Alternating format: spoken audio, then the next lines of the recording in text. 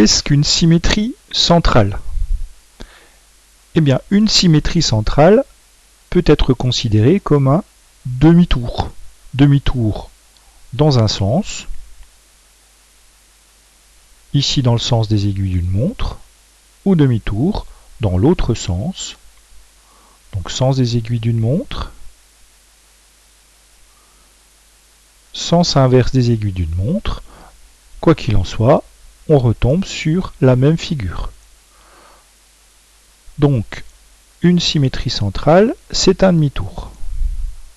Au niveau des points, regardons le point A et son symétrique, le point A'.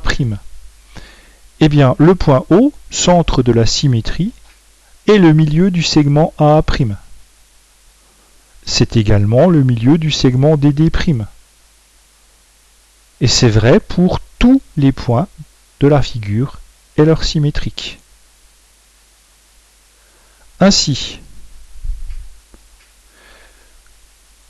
deux figures sont symétriques par rapport à un point O lorsqu'elles se superposent en effectuant un demi-tour autour de ce point. Ce point est le centre de la symétrie. Le symétrique du point M est le point M', tel que le point O est le milieu du segment MM', propriété que nous utiliserons pour construire à la règle et au compas le symétrique d'un point.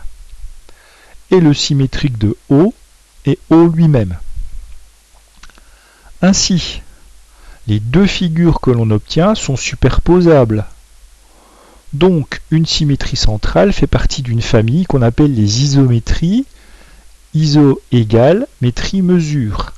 Ainsi, une symétrie centrale conserve l'alignement des points, les longueurs, les mesures d'angle et les aires. Donc c'est une isométrie.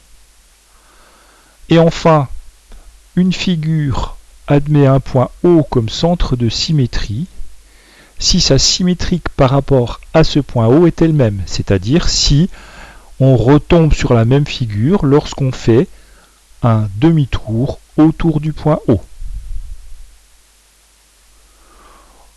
On dit si un demi-tour n'a globalement aucun effet sur elle.